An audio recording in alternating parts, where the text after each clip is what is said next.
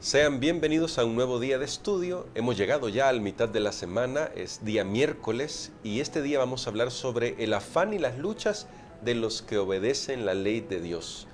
Con nuestro profesor, el profesor Guido Flores, vamos a comentar esta lección y él nos ayudará a profundizar en el tema para este día.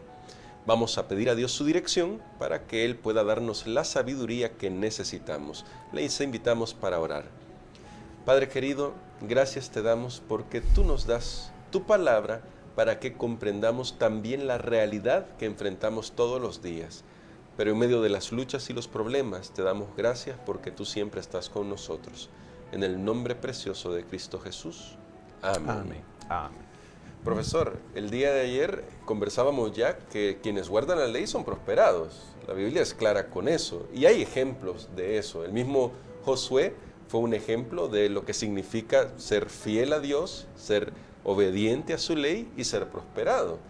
Luego, avanzando en el tiempo, tenemos a otro personaje, tenemos a Ezequías, un rey que en medio de la idolatría y los problemas que había en Israel, decidió buscar a Dios de todo corazón y Dios lo prosperó. Así es. Es decir, sí tenemos esos ejemplos, pero con toda honestidad, profesor, la vida no siempre es así. Así es. A ellos les fue bien, pero ¿qué otros ejemplos hay? O más bien dicho, ¿por qué no debemos creer que es automático el hecho de que yo obedezco a Dios y automáticamente soy prosperado?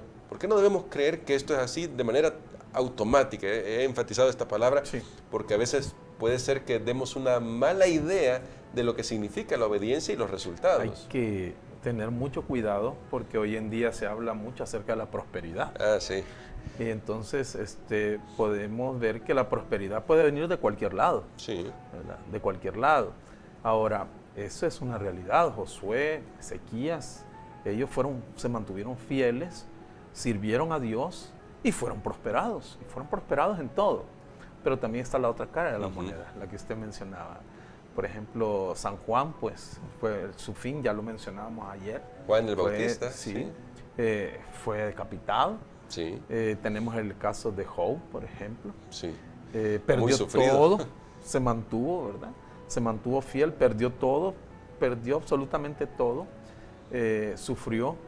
Tenemos el caso de Pablo. Son casos que son ejemplos de que fueron fieles, se mantuvieron fieles, obedecieron a la ley.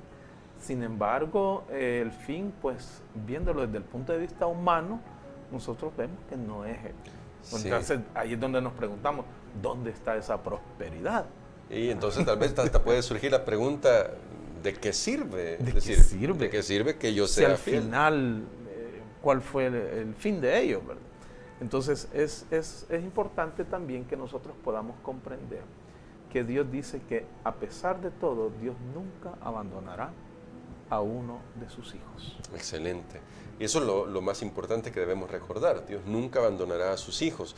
Bueno, cuando recorremos las experiencias de personas como el apóstol Juan, o más bien dicho Juan el Bautista, y luego el apóstol Pablo, y el mismo Job en el Antiguo Testamento, José también podríamos decir que sufrió mucho. Finalmente fue prosperado, pero sufrió muchísimo antes. Pero cuando vemos las vidas de ellos, lo único que se me viene a la mente, profesor, es que la Biblia también trata de mostrarnos que vivimos en el terreno del enemigo. Así es. Y mientras vivamos en el terreno del enemigo, habrá que enfrentar estas luchas. Así es. Por eso el mismo libro de Apocalipsis nos lo dice, ¿verdad? Esta es una guerra cósmica y desde que eso todavía continúa, viene y está luchando. Mientras estemos en el terreno del enemigo, pues estamos expuestos. Sí.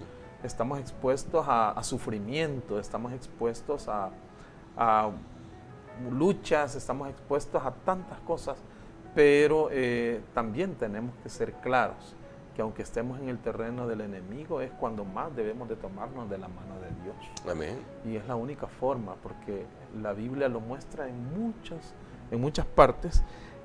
Por ejemplo, aquí quiero compartir con ustedes el libro de San Juan, en el capítulo 16, dice que San Juan capítulo 16 versículo 33 y dice: estas cosas os he hablado para que en mí tengáis paz. O O sea, no está hablando de la paz mundial, no, está hablando de paz personal. De la paz.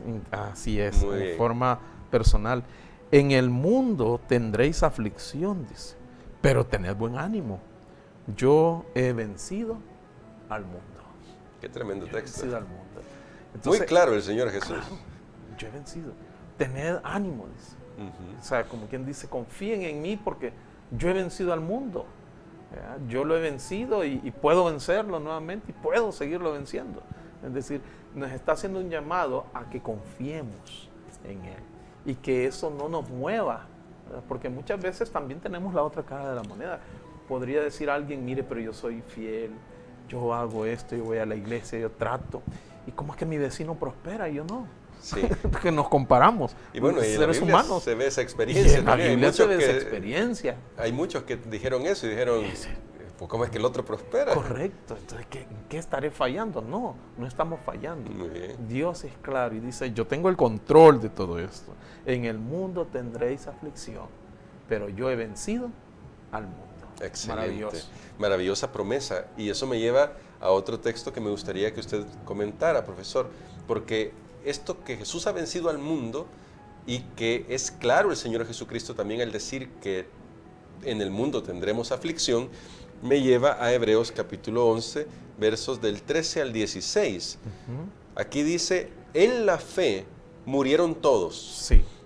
y todos estos sin haber recibido lo prometido, sino mirándolo de lejos, creyéndolo y saludándolo y confesando que eran extranjeros y peregrinos sobre la tierra. Así es. Los que esto dicen claramente dan a entender que buscan una patria, pues si hubiesen estado pensando en aquella de donde salieron, ciertamente tenían tiempo de volver, pero anhelaban una mejor, esto es, celestial, por lo cual Dios no se avergüenza de llamarse Dios de ellos, porque les ha preparado una ciudad. Amén. Y estos textos, profesor, ¿cómo nos ayudan a poder conciliar la realidad de que a veces vamos a sufrir? Sí es cierto que tenemos la promesa de la prosperidad, pero a veces en el terreno del enemigo vamos a sufrir con la bendita esperanza de que Dios tiene algo mejor preparado para todos nosotros. Que el libro de Hebreos lo muestra muy claramente. Dice, estos murieron en la fe, sin haber recibido las promesas, pero sin haberlas recibido aquí. Ah, muy bien. Pero luego nos manda a ver con los ojos de la fe. De nuevo la fe. De nuevo la fe, ahí está. Dice, porque mirándolas de lejos, saludándolas, ¿se imaginan? Saludar de lejos, es decir, algo que no puedo ver aquí cerca, pero que sé que está allá, que me espera. Eso es el vivir por fe. O sea, ¿cómo nosotros podemos vivir en la fe? Pero podemos vivir por fe cuando yo dependo completamente de Dios y cuando estoy consciente que estamos en este mundo, pero no somos de este mundo. Amén. Dice, forasteros, dice en la tierra, porque esto dicen claramente, buscan una patria, buscamos algo mejor. En la educación hablamos de que no solo preparamos para esta vida, sino para la venidera. Así es. Entonces, estamos siempre en la fe, ¿verdad? Siempre en la fe. Entonces, quiere decir que dice que tuvieron tiempo de haber salido de ella si ellos hubieran querido una patria de donde venían. Una patria terrenal. Terrenal, pero dice, ellos desearon lo mejor, la celestial. Y Dios espera que nosotros deseemos lo mejor. Aquello que dice la Biblia, dice, tendremos sufrimiento, pero eso será leve, dice. Viendo las cosas que están lejos, que son eternas, y no las cosas que están cerca y que se van a terminar, que son efímeras. Entonces, esto nos muestra, nos da una gran inyección, y lo que está en el fondo de todo esto es la fe. Nosotros podemos sufrir aquí, pero Dios dice, nos tiene preparado algo mejor para nosotros. Excelente. Bueno, ahí estamos tratando de equilibrar las dos perspectivas que nos muestra la Biblia. Dios va a cumplir su promesa porque Dios honra su palabra al decir que aquellos que obedecen son prosperados. Pero recuerde que también hay una gran promesa en el Evangelio. Bueno, el escritor del Evangelio de Juan, en una de sus cartas, promete: yo quiero que seas prosperado en todo y que tengas salud, así como prosperas. Correcto, sí. Espiritualmente. Y eso significa que Dios anhela que tengamos una visión diferente de las cosas. Yo creo, profesor, que nuestra oración hoy debería ser: ayúdanos a ver con los ojos de la fe. Porque tal vez a veces estamos viendo mucho y por eso nos comparamos con las cosas que están pasando aquí en la tierra, con nuestros ojos naturales, carnales, decimos. Pero hay que pedirle a Dios, mis queridos hermanos que están escuchando Radio Adventista y mis queridas hermanas y que están viendo también este video, hay que pedirle a Dios que por favor nos ayude a ver con los ojos espirituales la patria mejor que tiene para cada uno de nosotros. Oremos. Padre nuestro, te agradecemos nuevamente por tu palabra. Te pedimos en este momento que tengas misericordia de cada uno de nosotros. Que nos ayude, Señor, a ver las cosas con los ojos de la fe. Que nos aumentes la fe, Señor, para ver aquello que tú tienes preparado para nosotros. Amén. Que no tiene ninguna comparación mientras estemos en esta tierra.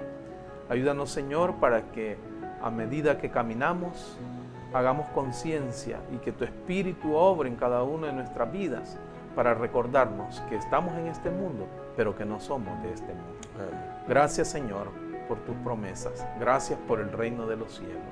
Te pedimos que en tu voluntad puedas hacernos partícipes a todos y cada uno de nosotros para poder estar contigo por toda la eternidad. En el nombre de Jesús te lo pedimos. Amén. Amén.